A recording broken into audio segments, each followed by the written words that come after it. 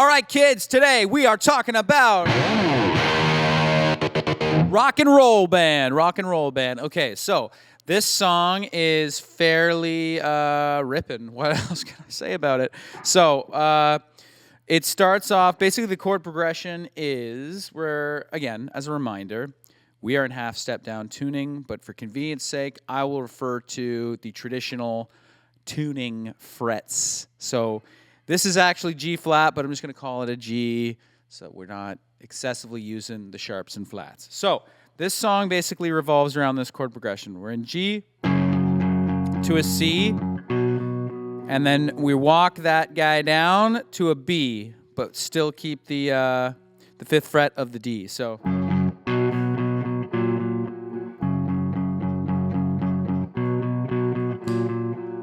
and then that's the verse, and then the way we get into the chorus is an E to a D, E minor, C.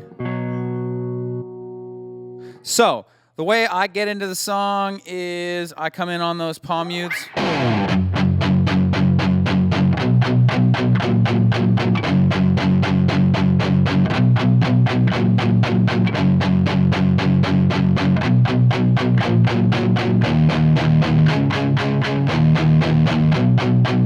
And then we hit the chorus, and the chorus goes like this.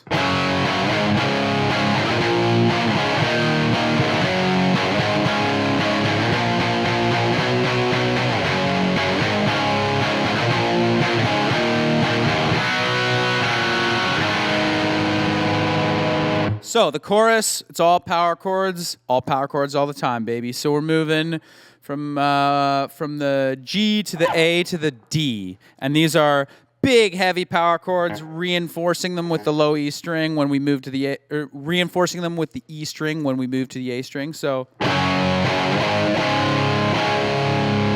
then we start on the B, which is the 7th fret of the E string. So all together.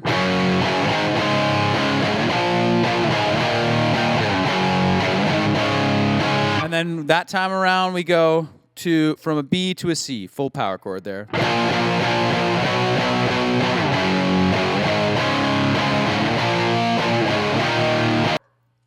At the very end of the chorus here, we're moving to these chords. And so all that is a C major chord. Then we're walking our middle finger down to the 2nd fret of the A string to a B root. And then we're keeping the D and G string open, and the 1st finger on the 1st fret of the B string and the high E string open. And then an A minor.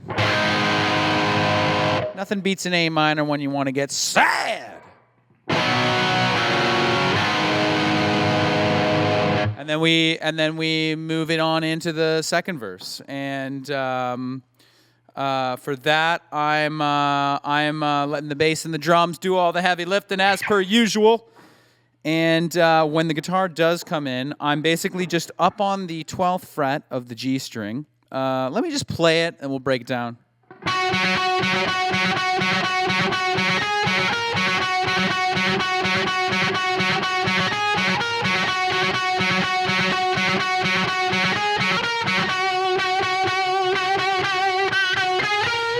So I'm basically going, as I said, 12th fret to just open, and then I'm going to the 14th fret and then the 16th fret.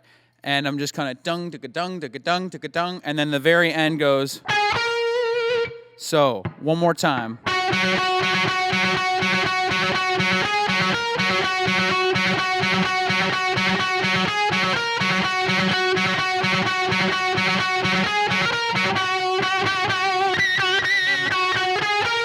So I just kind of gave it a little bit of stank, you know? And then back to those chords of the chorus.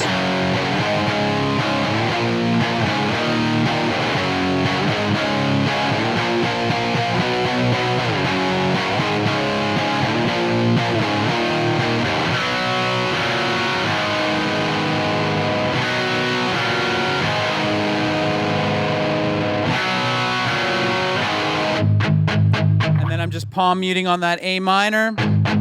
And then I'm I'm sliding it up an octave. And then we get to the wow! And then we've got our bridge riff inspired by Working for the Weekend by Loverboy.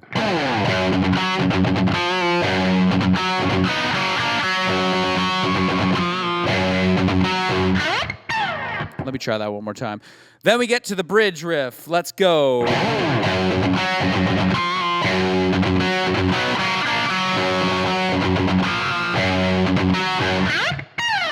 So all we're doing there is we're starting on that G, and then we're hitting the octave of the G, which is the 5th fret of the D string,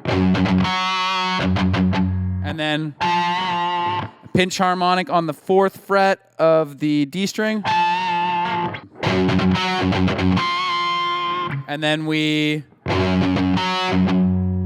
basically, after that, we are playing the G string and the B string, and we're just barring them with our first finger on the 5th fret to the 4th fret. So.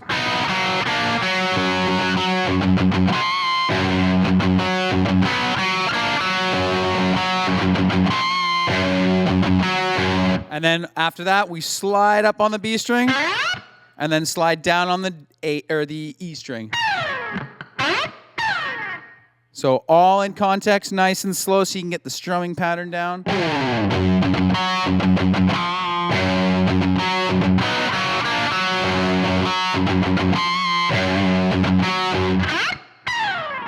And then after that, we're just doing basically the exact same thing, except we're taking a lot of the percussion, the percussiveness out of it, because we're all slamming together, and but the same riff. So that goes like this.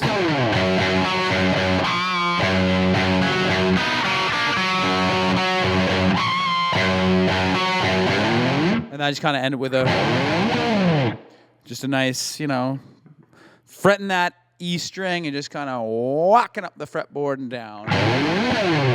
And then we hit the chorus.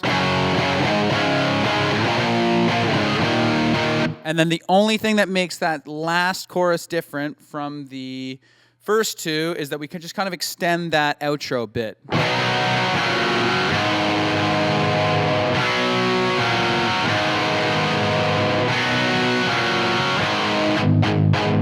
Slow it down, and I just kind of bend the shit out of it, out of that A minor.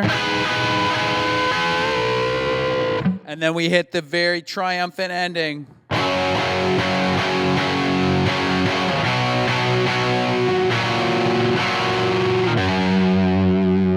And that's it, just kind of feedback on that low G. That's it, rock and roll band. Happy pig squealing to you.